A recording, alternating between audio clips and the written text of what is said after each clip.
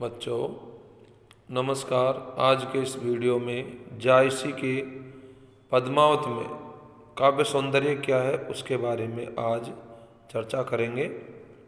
सूफी कवियों में शिरोमणि जायसी का पद्मावत एक उत्कृष्ट प्रबंध काव्य है। कला और भाषा दोनों की दृष्टियों से पद्मावत एक विशिष्ट ग्रंथ बन गया है। इसमें भाषा का सौष्ठव, शैली की सरस इतिवृत्तात्मकता, रसनीयता, घटना प्रसंगों का जीवन वर्णन और अलंकृत पर्याप्त भाषा पर्याप्त मात्रा में मिलती है। इसकी महत्ता और गरिमा का रहस्य जहाँ एक ओर उनके दर्शन और आध्यात्म में छिपा है, वहीं दूसरी ओर उसमें कला पक्ष में दोनों का समुचित योग भी हुआ है। इसमें विशिष्ट सौंदर्य का आ गया है। भाषा भाव पक्ष के अंतर्गत कृति का प्रतिपाद्य रस निरूपण, प्रकृति चित्रण और चिंतन पक्ष आता है, तो कला पक्ष में भाषा, शैली, अलंकार, छंद और कलात्मक विशेषताएं आती है। जायसी के कला सौंदर्य और भाव सौंदर्य को निम्न आधारों पर देखा जा सकता है। प्रेम। जायसी के काव्य का मुख्य विषय प्रेम और सौंदर्य का चित्रण करना है। जायसी का प्रेमादर्श सूफी प्रेमत्व का अनुकूल है। सूफियों के अनुसार ईश्वर परम सौंदर्यमय है। एकमात्र वही प्रेम का उचित पात्र है। मानव की मूल प्रवृत्ति रागमय है। सौंदर्य समस्त और पूर्णत्व की स्थिति का ही नाम है। मानव के प्रयत्नों का लक्ष्य इसी परम सौंदर्य की उपलब्धि है। ईश्वर परम सौंदर्यमय है, अतः पूर्ण है। जायसी को दृष्टि में प्रेम के बल पर मिट्टी का मानव दुर्लभ देहत्व प्राप्त कर लेता है। हृदय में प्रेम की ज्योति प्रज्वलित होने से हृदय निर्मल हो जाता है। तीनों लोकों और 14 भुवनों में प्रेम के अतिरिक्त और कोई वस्तु लावण्यमयी नहीं है। प्रेम आकाश से ऊंचा है। आकाश के ध्रुव से भी ऊंचा प्रेम का ध्रुव वस्तु प्रेम का ध्रुव है। दुखमयी परिस्थिति के भीतर प्रेम का मधु निवास करता है, जिसके हृदय में प्रेम की ज्योति प्रज्वलित होती रहती है। इसके लिए अग्नि भी चंदन के समान शीतल है। प्रेम का मार्ग बड़ा कठिन है। इस पर वही चढ़ सकता है जो अपना सिर देकर चलता है। सौंदर्य निरूपण। जायसी सौंदर्य के पारखी कवि थे। उन्होंने सौंदर्य का वर्णन जमकर किया है। पद्मावती के रूप सौंदर्य का वर्णन पूरी भावुकता और रसात्मकता के साथ किया है। सौंदर्य निरूपण के प्रसंग में जायसी ने नक्शिक वर्णन की पद्धति को अपनाया है। नक्शिक खंड सौंदर्य के विविध रूपों को प्रस्तुत करता है। जायसी ने भी इसी सौंदर्य को विशेष महत्व दिया है और प्रिय के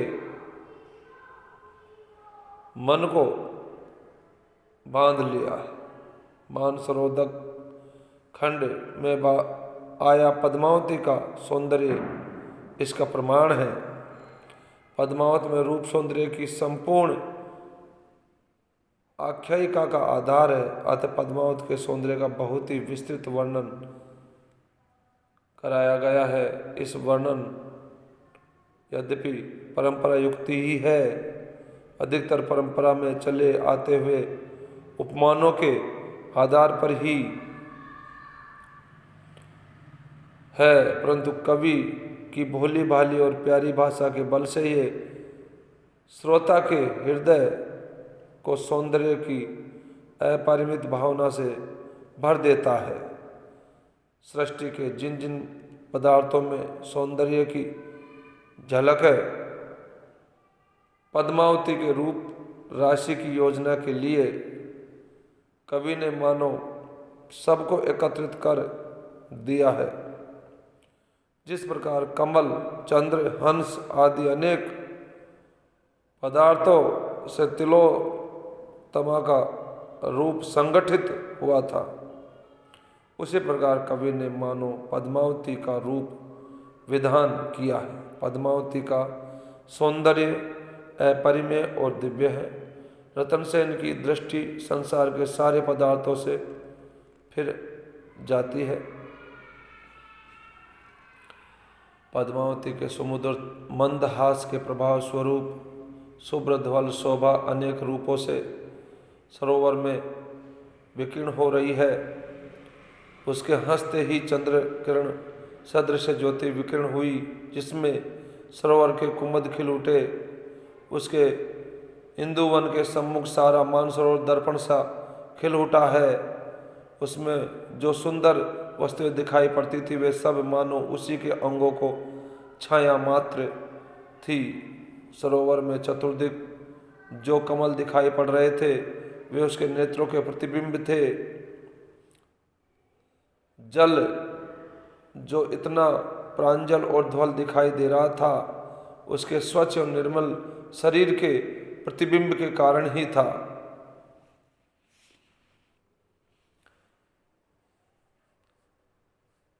ऐसे दर्शनों की उज्ज्वल दीप्ति से उत्पन्न हो रहे थे और मन प्रसन्न हो रहा था।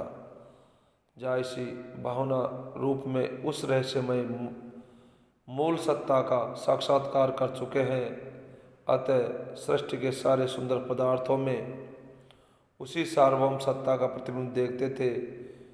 इसे जायसी की रूप सौंदर्य की सृष्टि व्यापी प्रभाव की लोकोत्तर कल्पना को संज्ञा दी जा सकती है। आचार्य हजारी प्रसाद द्विवेदी ने पद्मावती के रूप वर्णन की विशेषताओं पर विचार करते हुए लिखा है कि केशों की दीर्घता, सघनता और श्यामता के वर्णन के लिए परंपरा से प्रचलित पद्धति के अनुसार केवल सादृश्य पर जोर न देकर कवि ने उसके लोकव्यापी प्रभाव की ओर संकेत किया है। पद्मावती एक प्रेम गाथा है, किंतु इसके साथ ही साथ इसमें कोई संदेह नहीं है कि पद्मावत में अपनी ढंग का एक जीवन दर्शन है जिसकी ओर से आंखें नहीं फेरी जा सकती। डॉक्टर माता प्रसाद गुप्त भी लिखते हैं कि आचार्य शुक्ल ने इसे प्रेम गाथा माना। यह कथन और मत उसके पूर्वार्ध तक तो ठीक है, किंतु उत्तरार्ध के संबंध में इसको स्वीकार नहीं किया जा सकता। पद्मावत अपने उत्तरार्ध में आने वाली परिस्थिति और संबंध वैविध्य में रामचरितमानस से कम नहीं है, वरन इस विषय में दोनों समान है। पद्मावत के महत्व का दूसरा कारण कवि मानव में प्रेम व आध्यात्म की उन उर्मियों का आकलन करना है जिसमें डूबता उतरता पाठक एक मनोरंजक, रोचक और मर्मांतक कथा से गुजरता है। इसमें राजा रतनसेन और रानी पद्मावती के प्रेम संबंधों को जिस मार्मिकता के साथ चित्रित किया गया है वह अन्य काव्यों में नहीं मिलती है। पद्मावत के नारी पात्रों में नागवती भारतीय हिंदू नारी के आदर्शों का प्रतिनिधित्व करती हुई चित्रित की गई है।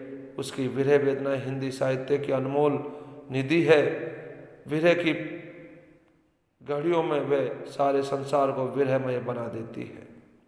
जायसी के पद्मावत में रहस्यवाद का सुंदर चित्रण हुआ है। आचार्य शुक्ल ने ठीक ही लिखा है कि हिंदी के कवियों में यदि कहीं रमणीय अद्वैती रहस्यवाद है तो जायसी में, जिसकी कल्पना उच्च कोटि की है।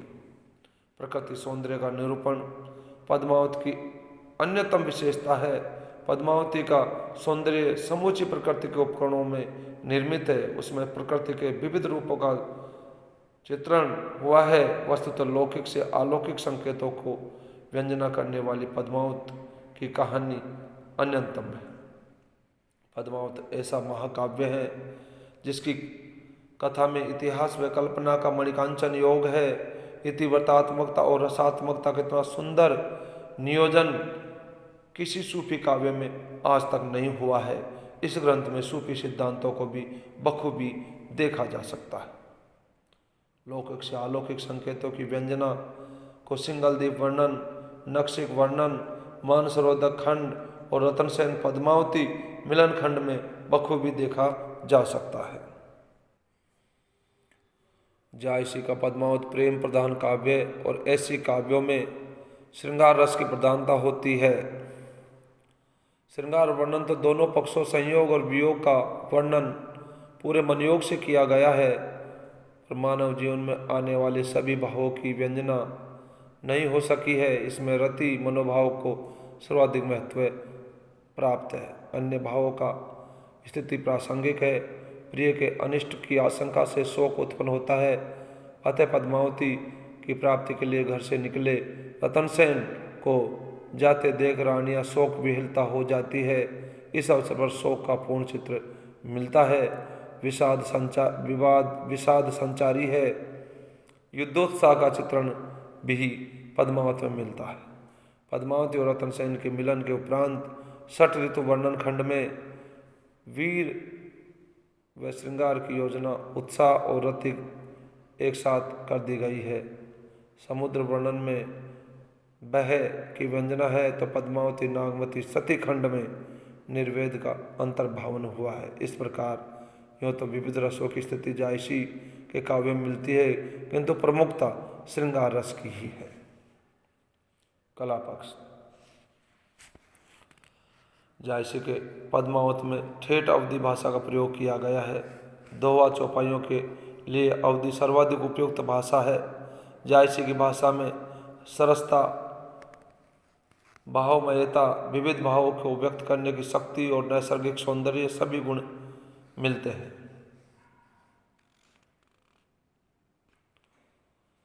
शैलियों की दृष्टि से पद्मावत में मसनबी शैली की प्रमुखता है। इसके अलावा जायसी ने प्रतीकात्मकता, चित्रात्मकता, वर्णात्मकता, प्रश्नोत्तर शैली, संवाद शैली, अलंकृत शैली आदि का प्रयोग अपने काव्य में किया है। साथ ही समासोक्ति और अन्योक्ति शैलियाँ भी पद्मावत की प्रमुख शैलियों में गिनी जाती है। भाषा को अधिकाधिक भाव गांभीर्य से युक्त करने के लिए जायसी ने अपने काव्य में अनेकों लोकोक्ति और मुहावरों का प्रयोग किया है।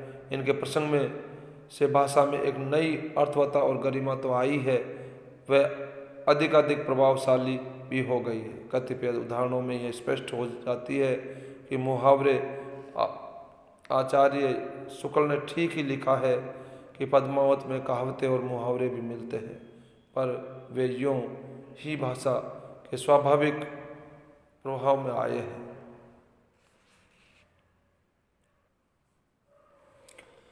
जायसी की भाषा का काव्य गुणों की दृष्टि से मूल्यांकन करें तो इसमें तीनों गुण ओज, प्रसाद और माधुर्य तीनों आसानी से मिल जाते हैं। इन तीनों गुणों में भी माधुर्य गुण सर्वाधिक मात्रा में पाया जाता है।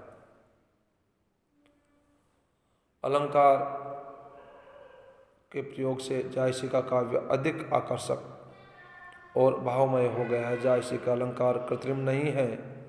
उन्होंने शब्दालंकारों के अपेक्षा अर्थालंकारों का प्रयोग अधिक किया।